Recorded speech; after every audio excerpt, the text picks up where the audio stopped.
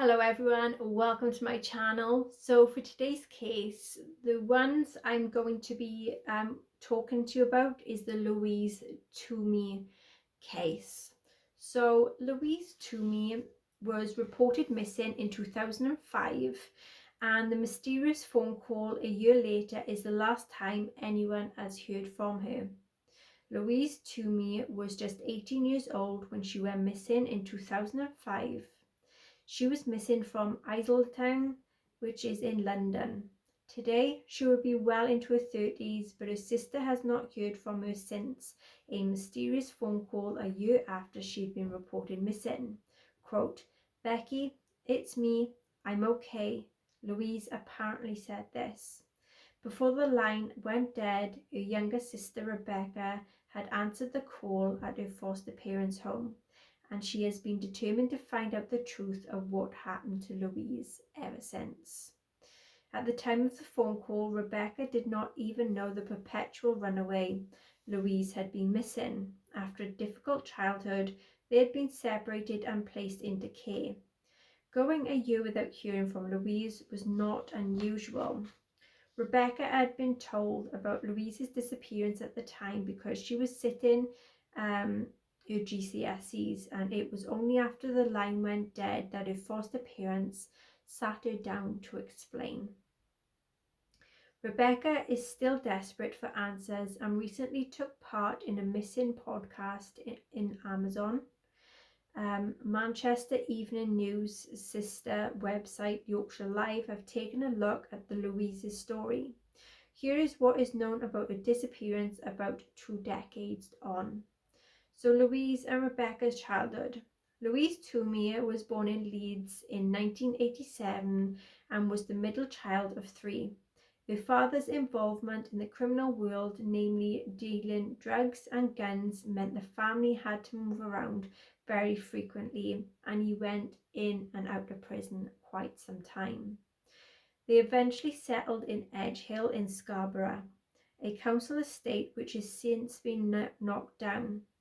Rebecca, who was 7 when the family arrived in Scarborough, said her and Louise, then 9, were really close as children. She told the Missing podcast, quote, "I used to follow her around everywhere. She was a little bit more wild than most kids and was a bit of a bad influence as well. She once made me stand on a railway track with stones, and she wanted me to wait there until the train came." Despite settling in a home, the trio's childhood did not get any easier. The dad used the family home as a place for his illegal businesses, meaning that they were often exposed to drug addicts and guns. He was violent and would often beat their mum, which on one tragic occasion led to her having a miscarriage. Louise's mum eventually left her dad and moved out of the family home. The children stayed with their dad as the marriage had taken a toll on her mental health, that she was not capable of looking after her children. According to Rebecca, Louise began running away from home shortly after her mum often visited her. Louise gained a reputation as a perpetual runaway. She was often taken into care when her dad said he could not cope with her. Over a year later, the police had raided her dad's home, and this was after an anonymous tip-off, and Rebecca had her brother was also taken into care. The trio was split up and sent to a different foster family.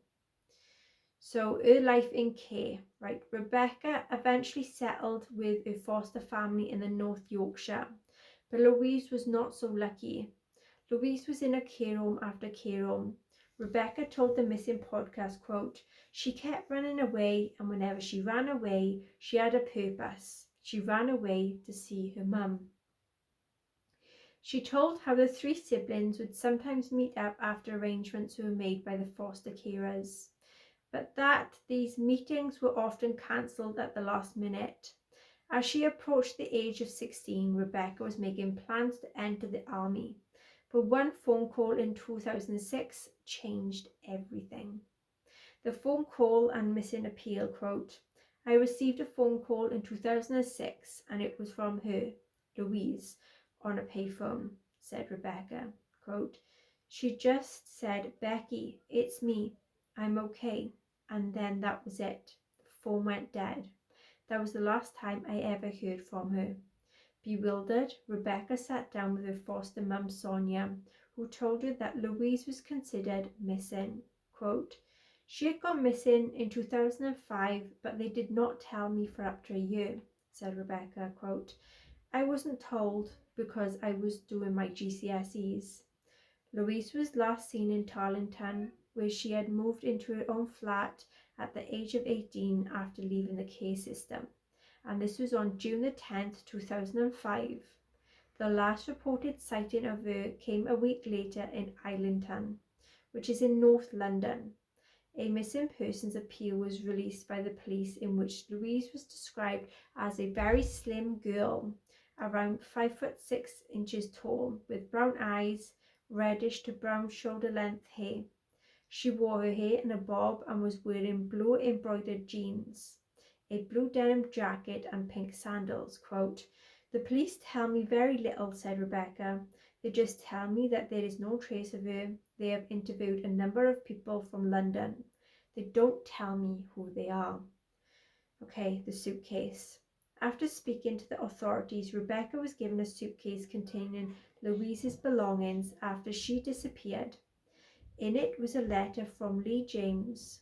The letter was addressed to Louise and had been sent from HMP Wormwood Scrubs in West London. Quote, I hope you're doing well and that you are staying away from London. I do not want you having anything to do with your old way of life. Quote, the letter read, Rebecca said she feels like the letter infers that there was something going on in London and that they were at high risk. So people that Louise should not have been around. So Rebecca also found a contact book in Louise's suitcase where the number for the restaurant had been written down. Quote, years ago when she was living at this flat, her family support worker had come out to see her and she had taken her to this restaurant, said Rebecca. Quote, these guys were not particularly good men. Apparently social services had told me this. My family support worker think that they were trafficking young girls. Rebecca did what she could to influence the investigation into her sister's disappearance, including setting up a Facebook group.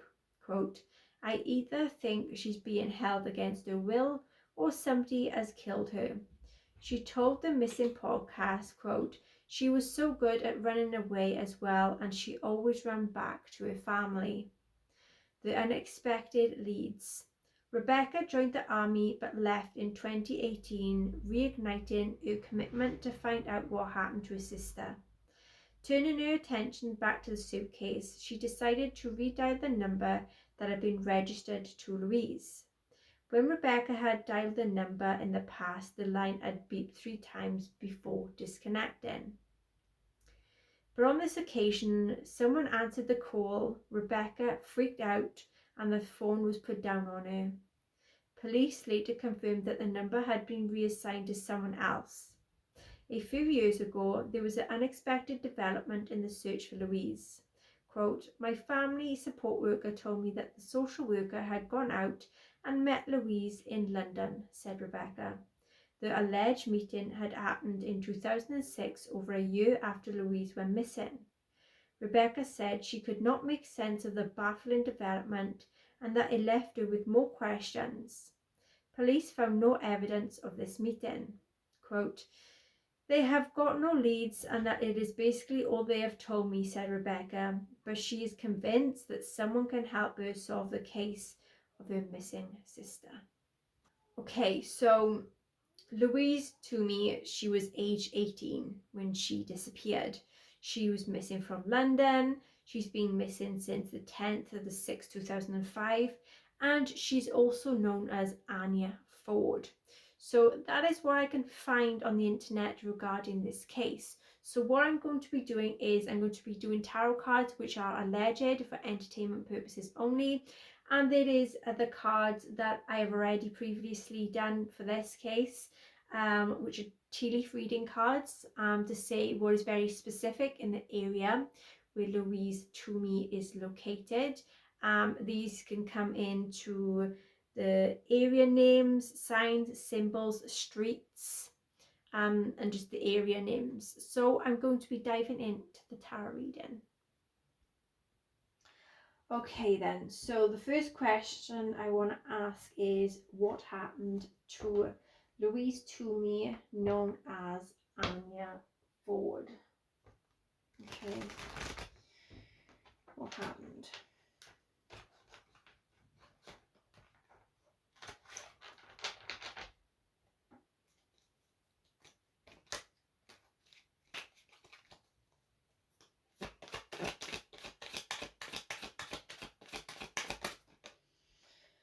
Okay, so we have reverse Page of Cups. So there had been some childhood issues. There may have been involvements to do with sexual abuse as well. She was standing up for her own beliefs. I feel like she tried fighting her own corner. She was very defensive, protective.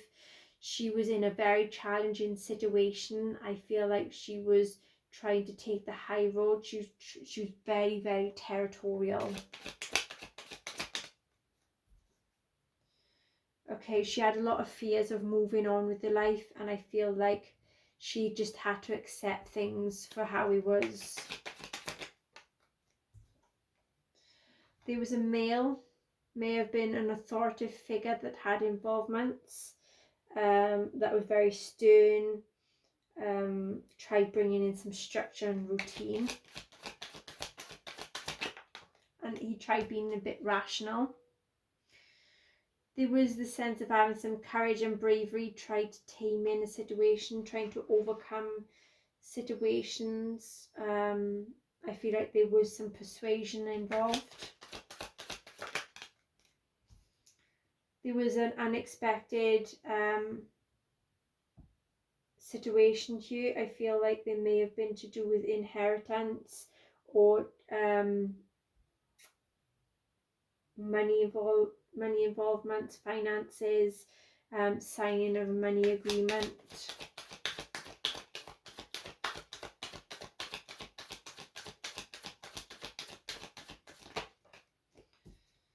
Okay, there was injustice. So someone was very corrupt. I feel like there was a lack of accountability for something and someone here. They tried avoiding something, and I feel like there was a lot of dishonesty involved. Okay, so there was some ups and downs, trying to adapt to a situation, trying to adapt to life. I feel like there was a lot of juggling certain situations in her life. She tried escaping, and there was a sense of trying to learn from the past to do with hardships. She tried pulling herself together.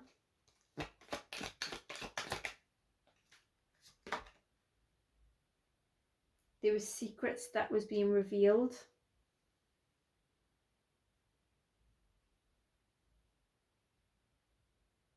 And she tried releasing her fears.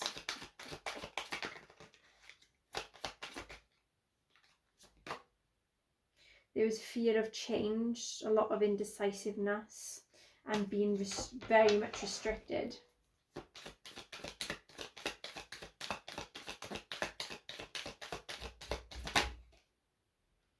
Okay, so there was some form of a regret and refusing an offer.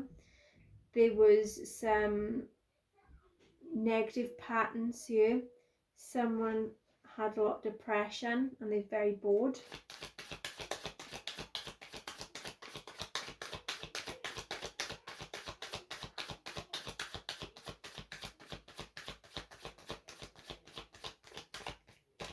Okay, who was involved in the disappearance?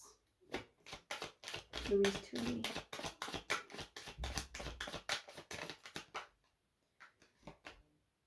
So there's someone that had a lot of forcefulness, someone that was very aggressive,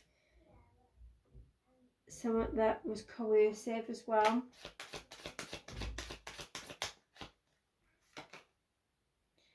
Someone was very hasty, they was gullible, very impatient.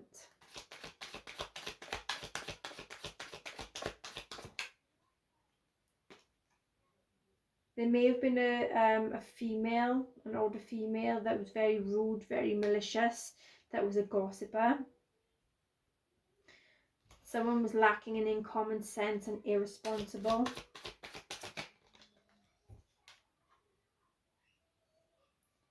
There was some missed opportunities, and someone was out of their depth. Someone was very out of control and very hurtful and rude. Okay, where is Louise Tume?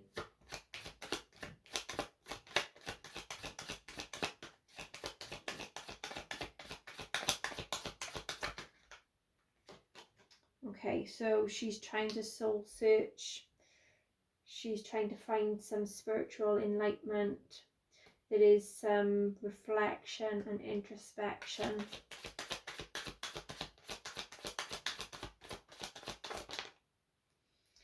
Okay, so there is someone that's very arrogant, reckless, overly confident, loud, and a show-off. There was an ending for a new beginning here, trying to let go of something. There was a sudden or unexpected change. Okay, what is the final outcome to be for Louise Tume?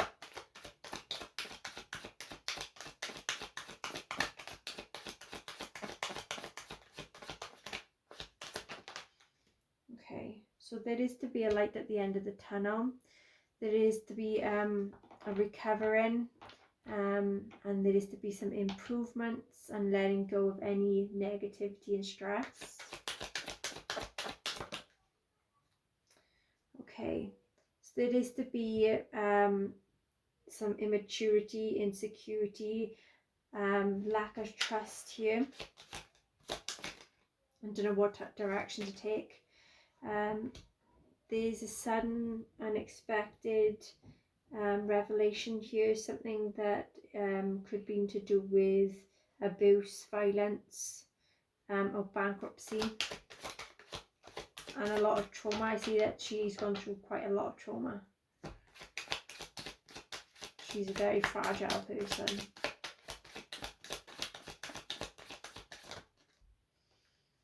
Okay, there is to be support here. There is to be involvements to do with an authority, charity, and some assistance and the community coming together. There is to be a travel and movement here. I feel like she's going to be moving forward, and there is to be a happy outcome, or someone to be happy with the outcome. Okay, so next one was very specific in the area where Louise Tume is located, and what came out was she's with a man. She's in the area that has the letter M. There is an envelope, so there may be a post office that's nearby. There's a letter E in the area name. There is a house that she is in, and letter F for the area name. Okay then, everyone, so this is an alleged tarot card readings on Louise Tume. So yeah, hopefully she gets found safe and well, and until next time, I see you in the next case. Bye bye.